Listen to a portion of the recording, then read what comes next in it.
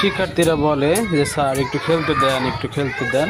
পরে কি করব, ওদের দিকে তাকাইলে আর পারি না। পরে বললাম ঠিক আছে যাও তোমরা মাঠে গিয়ে খেলো।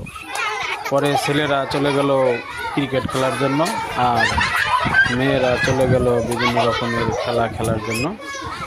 পরে দেখলাম যে ছাত্রীরা যারা আছে ওরা কীরকম বিভিন্ন রকমের খেলা খেলছে, যা আমরা ছোটোবেলায় এই সমস্ত খেলা হয়তো দেখি নাই। এখন নতুন নতুন সময়ের সাথে নতুন নতুন খেলা ওরা আবিষ্কার করেছে, তাই ওরা খেলেছিল আর আমি তাকিয়ে তাকিয়ে দেখছিলাম। ওদের খেলাটা দেখতে খুব ভালো লাগছিল। আসলে সোনালি শৈশব, এই দিনের কথা খুব মনে পড়ে যায়।